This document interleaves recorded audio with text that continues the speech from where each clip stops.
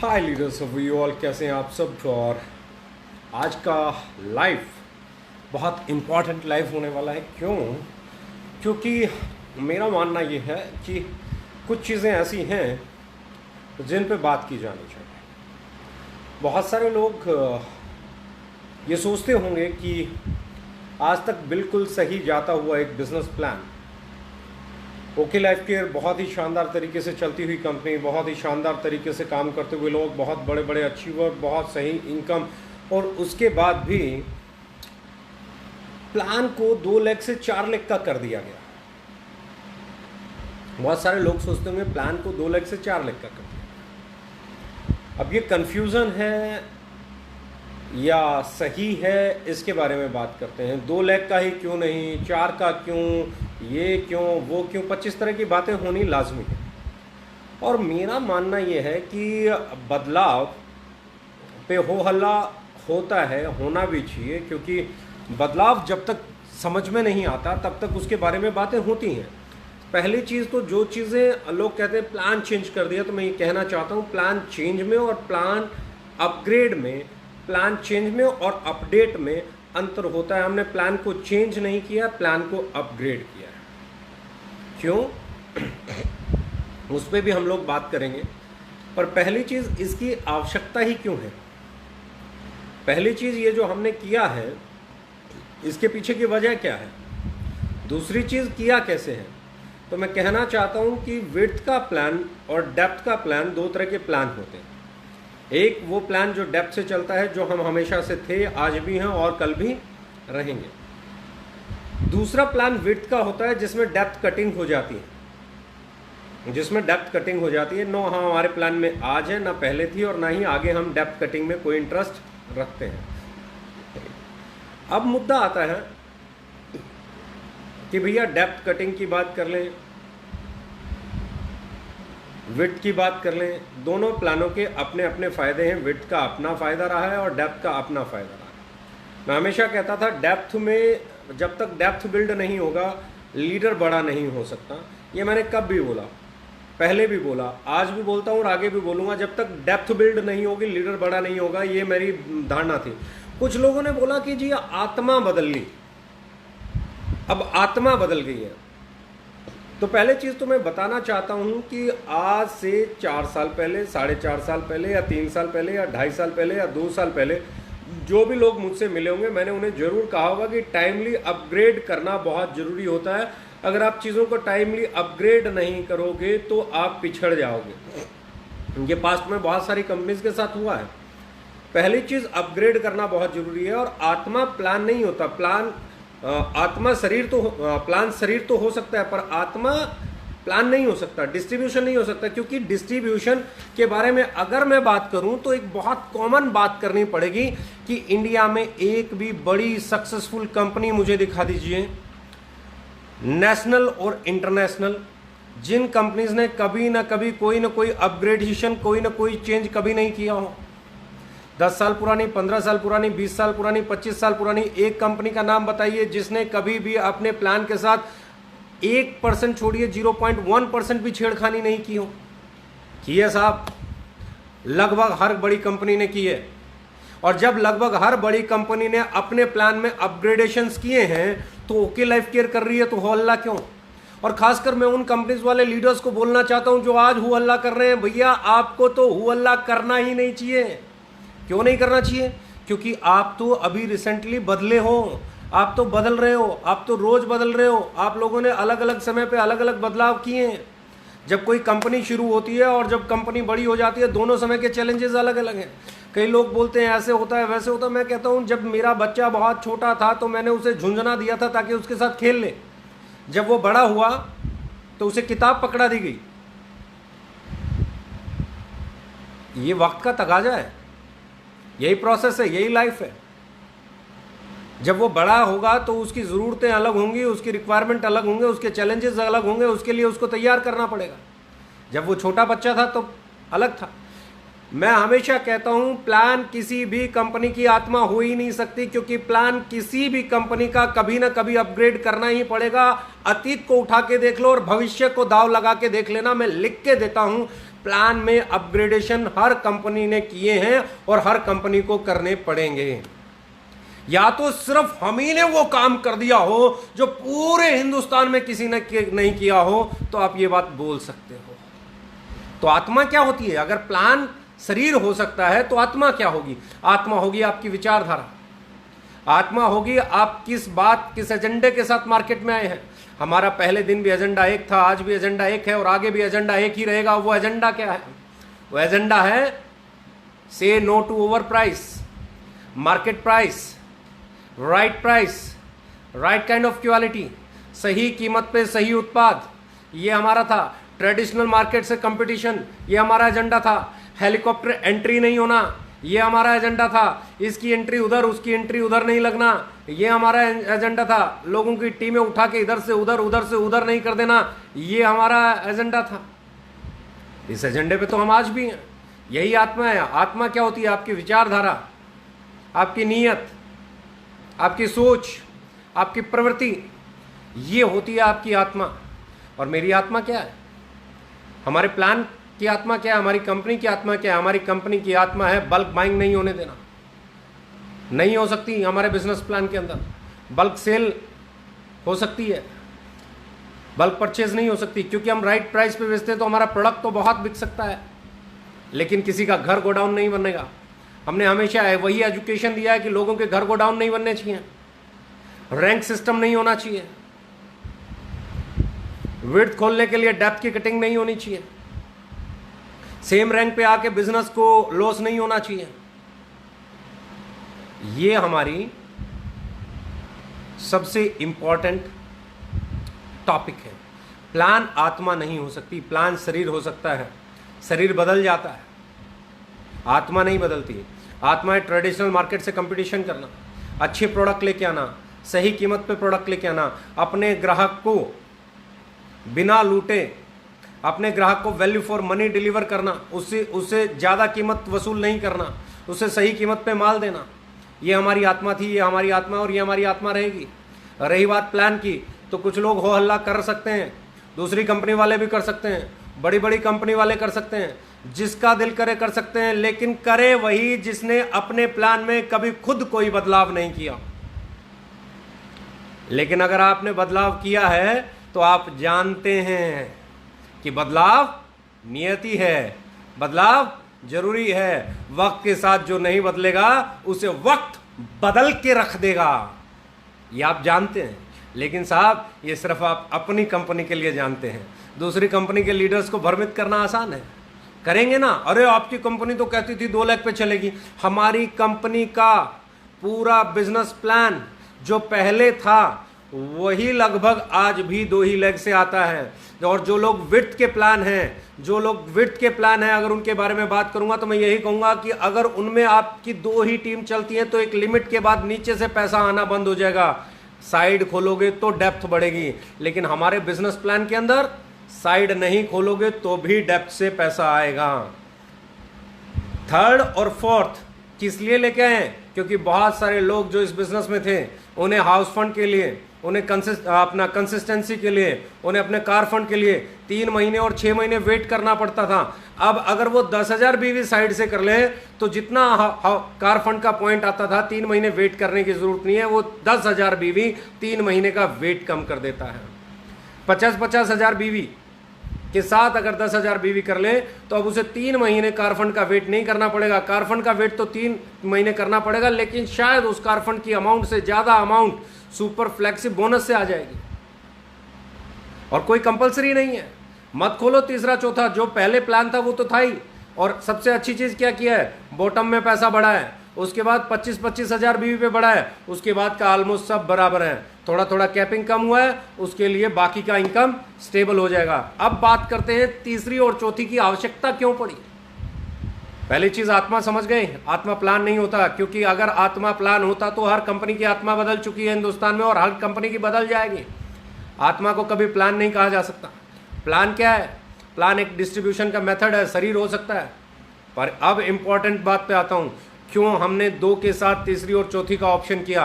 पहली चीज़, लोगों को 3 महीने कार फंड और हाउस फंड का वेट करना पड़ता था 6 महीने, लेकिन अगर वो सुपर फ्लैगशिप और फ्लैगशिप 10,000 और 20,000 और 10,000 कर सकते हैं तो उनको उसी महीने से एक एडिशनल इनकम मिलना शुरू हो जाएगी। इस इनकम के मिलने के साथ एक और फायदा होगा, क्योंकि 2 लाख के जनरेशन प्लान के चैलेंजेस भी हैं बॉस। चिल्लाने से कुछ नहीं होता। हम सबसे पुरानी 2 लाख जनरेशन कंपनी है। हम सबसे पहले 2 लाख का जनरेशन प्लान लेके आए। तब हिंदुस्तान में 2 लाख के बारे में जनरेशन प्लान की बात भी कोई नहीं करता था, जानता तक कोई नहीं था। जिसने सिखाया उसी को सिखाने चलोगे क्या?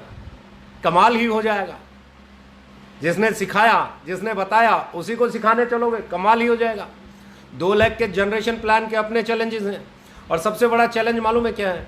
सबसे बड़ा चैलेंज ये है कि जो हिंदुस्तान में लीडरशिप को बताया जाता है उसको leadership as it is promote नहीं करती है। बल्कि आज जब कोई कंपनी नहीं होती है, साल पुरानी, 1.5 साल पुरानी, 2 साल पुरानी, और बिजनेस बहुत बड़ा नहीं हुआ होता है, तो उसका जो पॉइंट वैल्यू है बड़ा आता है, क्योंकि डेप्थ बिल्ड नहीं हुई होती है।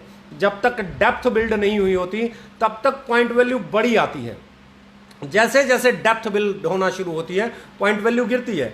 हमारी भी गिरी, क्योंकि अगर आप 3 साल पहले देखेंगे, 3 साल पहले जो पॉइंट वैल्यू आती थी आज वो पॉइंट वैल्यू नहीं आ रही थी, लेकिन हमने उसको मेंटेन करने के लिए बहुत सारे काम किए, बहुत सारे काम किए। हमने बहुत सारे प्रोडक्ट लॉन्च किए, बहुत सारे बिजनेस वॉल्यूम पे काम किया, बहुत सारी चीज़ों पे काम किया, और हमारे लोगों ने अच्छा पैसा बनाया।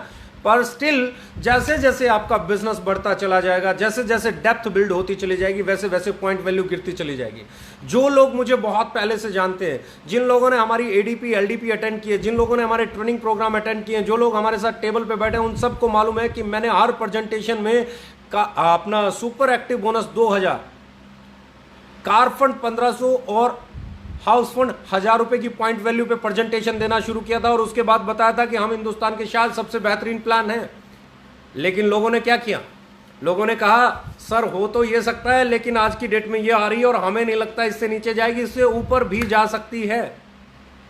जैसे जैसे डेप्थ बिल्ड होती चली जाएगी, बिजनेस वही रहेगा लेकिन पॉइंट्स बढ़ना शुरू हो जाएंगे, तो उसके कारण उसका पॉइंट वैल्यू पे कुछ ना कुछ असर जरूर आएगा।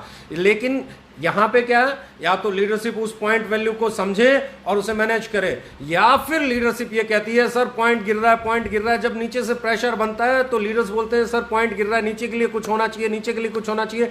जब मुझे लगा नीचे के लिए कुछ करना चाहिए, जब मुझे लगा 25-25 हजार बीवी पे कुछ करना चाहिए, बॉटम के लिए कुछ करना चाहिए, तो मैंने सोचा क्यों ना ऐसा कर दिया जाए कि ये जो पॉइंट वैल्यू गिरने का फंडा है ये खत्म ही हो जाए।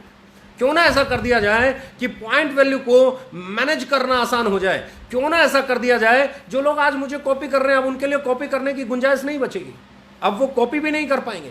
क्यों नहीं कर पाएंगे कॉपी? क्योंकि अब हमारी पॉइंट वैल्यू नहीं गिरने वाली है, उनकी पॉइंट वैल्यू गिरेगी।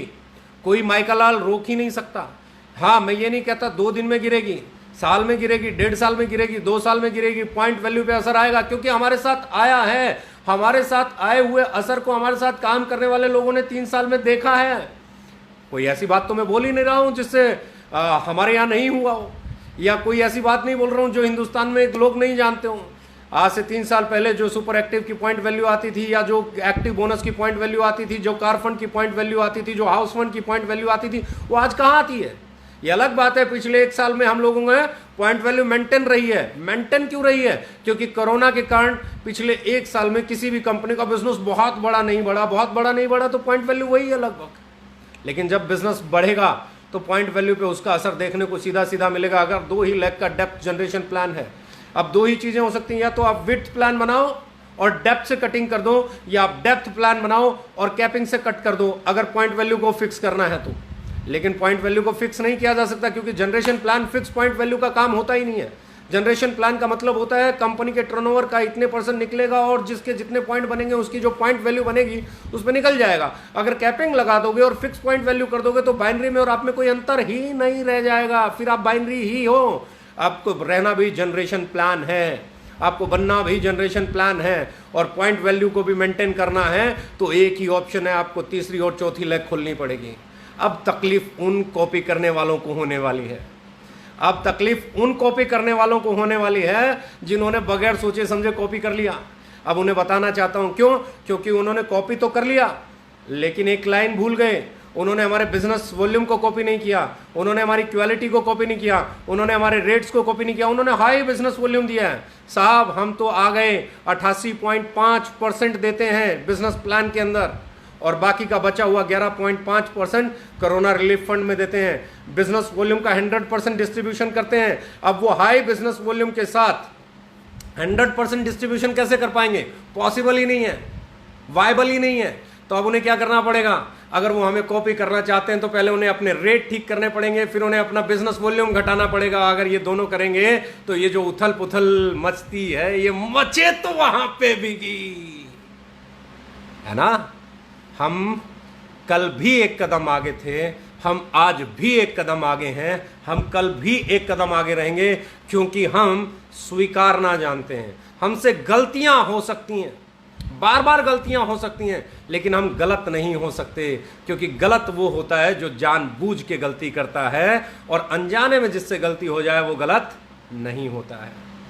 मैं बहुत सिंपल सी चीज जानता हूं साहब, कॉपी करना बहुत आसान है, लगातार कॉपी करना बहुत मुश्किल है।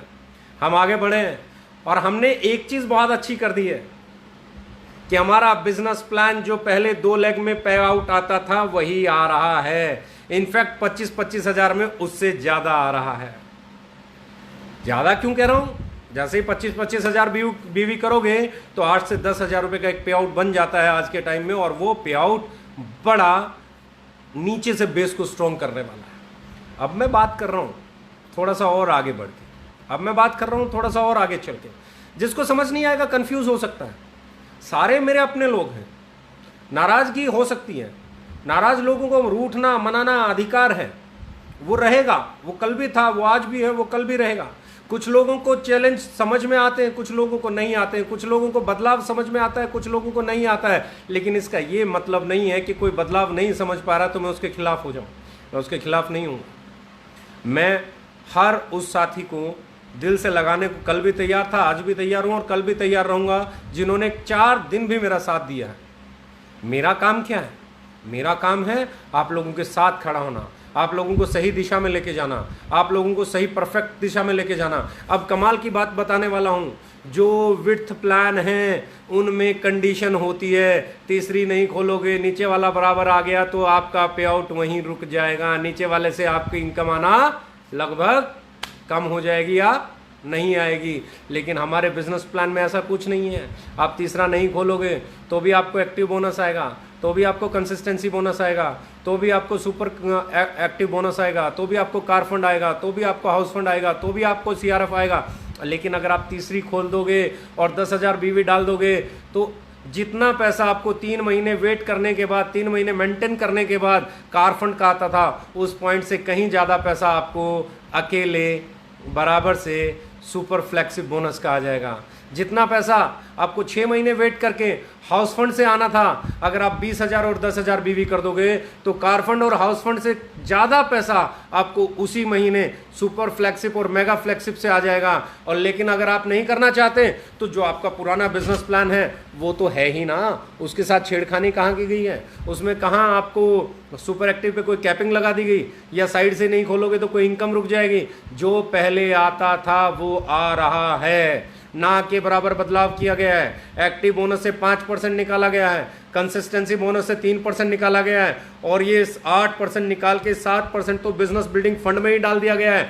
1.5% एक्स्ट्रा हाउस फंड पे, जो पहले की कोरोना रिलीफ फंड नहीं था, वहां डाल दिया गया है। यानी कि प्लान 2 लेग चला रहे थे उनके लिए, दो टीम चला रहे थे उनके लिए पहले जैसा ही है, इनफैक्ट बॉटम में पहले से ज्यादा पावरफुल है। और जो लोग बड़े हो चुके हैं और अब साइड में बिजनेस करने की काबिलियत रखते हैं, अगर वो साइड से बिजनेस करना शुरू कर देंगे तो एक चीज आपकी कंफर्म हो जाएगी, वो होगी आपकी पॉइंट वैल्यू। जिस रफ्तार से दूसरी कंपनियों की गिरेगी, आपकी कभी उस रफ्तार से नहीं गिरेगी। आपकी पॉइंट वैल्यू मेंटेन रहेगी। मैं कहता हूं बढ़ भी सकती है, और नहीं भी बढ़ी तो कम होने की रफ्तार लगभग कम हो जाएगी, या ना के बराबर हो जाएगी, या होगी ही नहीं। इसे कहते हैं बदलाव। इसे बदलाव कहते हैं, इसे बदलाव नहीं कहते, इसे अपग्रेडेशन कहते हैं। इसे कहते हैं वो अपग्रेडेशन जो आपको जिता देगा मैदान में। और मैं हमेशा एक ही चीज कहता हूं, सच स्वीकार करना चाहिए, मुझे भी और इंडस्ट्री के बाकी सब लोगों को भी। हम आ गए हैं आगे मैदान में, हम चल पड़े हैं मैदान में, हम जानते हैं क्या होगा। अगले महीने एलडीपी भी है, अगले महीने एसएलपी भी है, अगले महीने एक और एलडीपी भी है। अब अगर जब हम मैदान में आ ही गए हैं तो अब ये भी तय कर देंगे कि हम एक कदम आगे क्यों कहलाते हैं। अगला महीना रिकॉर्ड ब्रेकर होगा। अगर अक्टूबर महीने के पे आउट कोई उठा के देखेगा तो मैं आपको एक चीज़ लिख के दे सकता हूँ, वो पे आउट इंडस्ट्री को बदलने वाले होंगे। क्यों? क्योंकि ये महीना, अगला महीना, इस महीने जब वो 25-25 हज़ार के पे आउट बढ़े हुए आएंगे, अगले महीने जब वो नीचे वाली बॉटम एक्टिवेट होगी, सबका बिजनेस बढ़ेगा और तभी जाके बड़ा बिजनेस होगा। कुछ लोग बातें करेंगे, अरे कंपनी ने 4 लाख का इसलिए किया है कि अब कंपनी साइड में खुद डायरेक्ट एंट्रियां लगा सकती है। अरे भाई साहब, कंपनी के पास अपना सॉफ्टवेयर है, वो जहां चाहे अगर उसकी नीयत खराब हो तो बगैर तीसरा चौथा प्लान किए भी हेलीकॉप्टर एंट्री करा सकती है। हर कंपनियां करा रही हैं, वो तीसरा चौथे वाली है। जो 2 लाख चलाने वाली मैक्सिमम कंपनियां, वहां हेलीकॉप्टर एंट्री हो रही है, उन्होंने तीसरी चौथी खोली है। आप उसे बिल्ड करते हो, आपके ऊपर आके कोई और बैठ जाता है, उसका प्लान 4 लाख का हुआ है। हद होती है, बहकाने की हद होती है। अरे तीसरी चौथी पे अगर बहकाना है तो उनको आप जाके पहले पूछो जहां हेलीकॉप्टर से एंट्रियां होती हैं। लेकिन नहीं साहब, आप तो 2 लाख का समर्थन करेंगे। क्यों करेंगे? क्योंकि वहां पे हेलीकॉप्टर एंट्रियां होती हैं। अब एथिक्स कहाँ जाएंगे? एथिक्स पे बात होनी चाहिए, सिद्धांतों पे बात होनी चाहिए, हेलीकॉप्टर एंट्री पे बात होनी चाहिए, प्राइस पे बात होनी चाहिए, रेट पे बात होनी चाहिए, कीमत पे बात होनी चाहिए, अफोर्डेबिलिटी पे बात होनी चाहिए, बल्क सेल पे बात होनी चाहिए, लोगों के घर गोदाम ना बने इस बात पे बात होनी चाहिए। और उसके बाद हम लोग ऑफर लेके आए हैं कि कोई भी पूरे साल में पहली बार जनरेशन प्लान का ऑफर बता रहा हूं कि पूरा साल एक्यूमुलेटिव होगा आपका बिजनेस, कि 30 लाख बीवी एक टीम में, 30 लाख बीवी दूसरी टीम में, 10 लाख बीवी तीसरी टीम में और 5 लाख बीवी चौथी टीम में, यानी कि कुल मिला के टोटल 75 लाख बिजनेस वॉल्यूम पूरे साल में करना है। किसी महीने कम हो, किसी महीने ज्यादा हो, किसी महीने इस टीम में हो, किसी महीने उस टीम में हो, किसी महीने उस टीम में हो, किसी महीने उस टीम में हो, जहां मर्जी हो, जैसे मर्जी हो। 5 लाख रुपए का रिवॉर्ड डाउन पेमेंट आपके फ्लैट के लिए आपको मिल जाएगी। गाड़ी लेना चाहते हो, गाड़ी के लिए मिल जाएगी। बहुत सारे लोगों के पास घर होगा, वो गाड़ी ले सकते हैं। जिनके पास गाड़ी नहीं लेना चाहते, जिनके पास घर नहीं है, उन्हें घर ही लेना चाहिए। उनको फ्लैट के लिए 5 लाख रुपए की डाउन पेमेंट कंपनी की तरफ से मिल जाएगी।